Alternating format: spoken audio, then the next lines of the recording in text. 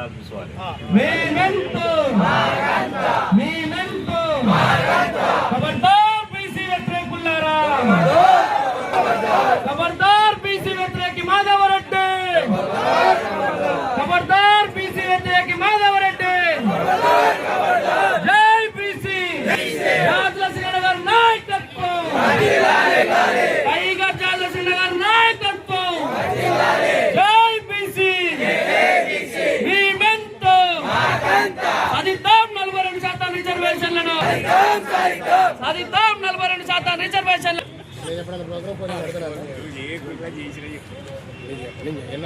జాదలసింగ నాయకత్వం, జాదలసింగ గారి నాయకత్వం. జై బీసీ.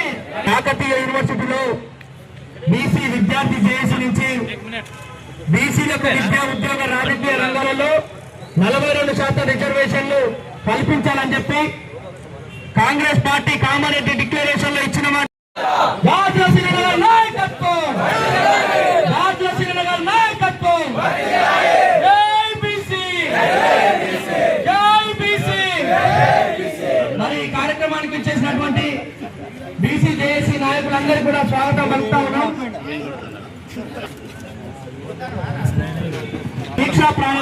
దీక్షను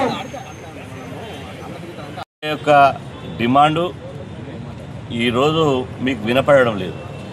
బీసీలు మేము ఏమడుగుతున్నాం? బీసీలో మేము ప్రధానమంత్రి పదవి అడగలేదు, మేము ముఖ్యమంత్రి పదవి అడగలేదు. మేము అడిగింది మేము ఎంత ఉన్నామో మాకంత వాటా కావాలి, అది చట్టబద్ధమైనటువంటి వాటా కావాలని అడిగినాం. మా సోదర ఎస్సీ ఎస్టీలకు జనాభా దామాసి ప్రకారం వాటా ఇచ్చారు, 100% ఇవ్వాల్సిందే. అగ్రవర్ణాలకు ఈడబ్ల్యూఎస్ పేరుతోటి వారు 9% ఉంటే 10% ఇలా వారికి రిజర్వేషన్లు ఇచ్చారు. మరి జనాభా ఉండి కూడా రిజర్వేషన్ లేనటువంటి సామాజిక వర్గం బీసీ సమాజం మాత్రమే. మరి ఈ బీసీ సమాజానికి కామారెడ్డి డిక్లరేషన్ ద్వారా మేము అధికారంలోకి వస్తే 42% రిజర్వేషన్లు ఇస్తాము అని చెప్పి కాంగ్రెస్ పార్టీ స్పష్టంగా చెప్పింది. కాంగ్రెస్ పార్టీ చెప్పింది దాన్ని అమలు చేయాలని చెప్పి బీసీ సమాజం అంతా రోడ్ల మీదకి వచ్చి పోరాటం చేస్తే ఇలా కులగండ చేశారు. 56.36% అని తేల్చారు. ఆ తర్వాత ఇలా అసెంబ్లీలో బిల్లు పెట్టారు, అసెంబ్లీలో చట్టం చేశారు, కేంద్ర ప్రభుత్వానికి పంపించారు. గౌరవ రాష్ట్రపతి గారి దగ్గరికి, గౌరవ గవర్నర్ గారి దగ్గరికి పంపించారు. ఇలా రాష్ట్ర ప్రభుత్వం పంపించి చేతులు దులుపుకుంది, కేంద్ర ప్రభుత్వమేమో ఆ బిల్లులని తమ దగ్గర పెట్టుకుని తమాషాలు చేస్తుంది. అంటే బీసీలు అంటే ఇలా అడగాల్సినటువంటి, కడగాల్సినటువంటి, నిలదీయాల్సినటువంటి రాష్ట్ర ప్రభుత్వము ఈ పని చేయడం లేదు. చేయాల్సిన బాధ్యత ఉన్నటువంటి బీజేపీ చేయడం లేదు. అంటే మీకు బీసీల ఓట్లు అవసరం లేదా అని నేను అడుగుతున్నాను. బీసీల జీవితాలతోటి ఎన్ని రోజులు చెలగాటమాడతారు? స్వాతంత్రం వచ్చి 80 సంవత్సరాలు అయింది. అన్ని వర్గాలకు జనాభా దామాసి ప్రకారం రిజర్వేషన్లు ఎవరి వాటా వాళ్ళకి ఇచ్చినప్పుడు మాకెందుకు ఇయ్యరు? కాబట్టి మాకు ఇవ్వాలనే ఇవాళ బీసీ జేఏసీగా సెప్టెంబర్ 18వ తేదీన రాష్ట్ర బంద్ నిర్వహించినాం. నవంబర్ 6వ తేదీన పూలే అంబేద్కర్ విగ్రహాల ముందు నిరసన ప్రదర్శన చేసినాం.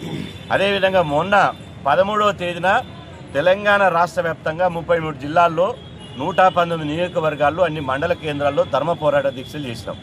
అంటే తెలంగాణ ఉద్యమ తరాల్లో ఇలా గల్లీ తెలంగాణ ఏ విధంగా తెలంగాణ ఉద్యమం నడిచిందో ఆ తెలంగాణ ఉద్యమ తరాల్లో బీసీ ఉద్యమాన్ని ముందుకు తీసుకుపోతున్నాం. రైతు ఉద్యమం ఏ విధంగా అయితే నడిచిందో రేపు రైతు ఉద్యమ తరాల్లో ఢిల్లీ దాకా ఈ ఉద్యమాన్ని తీసుకుపోదలుచుకున్నాం. ఇవాళ జేఏసీ కార్యక్రమం ఒకటే, మిమ్మల మెడలుంచి మీ మీద బండబెట్టి మిమ్ములని ఎట్టి పరిస్థితుల్లో ఖచ్చితంగా మిమ్ములని వెంటాడి వేటాడి 42% రిజర్వేషన్ సాధించుకుంటాం. బిడా ఇది మేము బిచ్చమనుకుంటురా? మీ తాత సొమ్ము అనుకుంటురా? రాష్ట్రం అంటే మీ అయ్య జాగీర్ అనుకుంటురా? ఇది మాది, మహారాష్ట్ర. మా త్యాగాల వల్ల తెలంగాణ రాష్ట్రం వచ్చింది.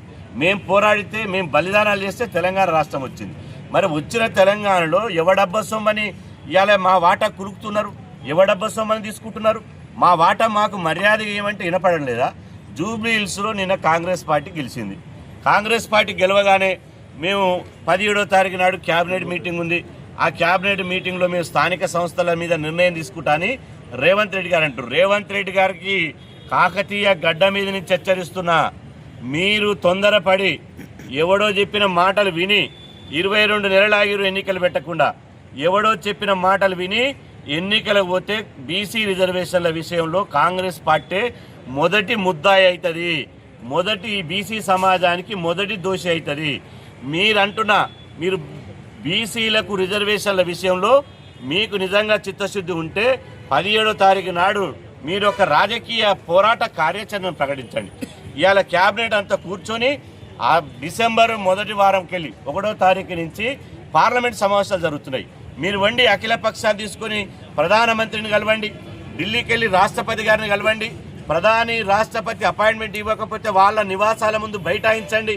అదేవిధంగా పార్లమెంటు 1వ తారీఖు నుంచి జరుగుతుంది కాబట్టి ఆ పార్లమెంటు సమావేశాల్లో 243 మంది పార్లమెంట్ సభ్యులు ఉన్నారు. ఇండియా కూటమి నుంచి 243 పార్లమెంట్ సభ్యులు పార్లమెంటును స్తంభింపజేయండి. ఇవాళ కేంద్ర ప్రభుత్వం మీద రాజకీయ యుద్ధం చేయండి. మీకు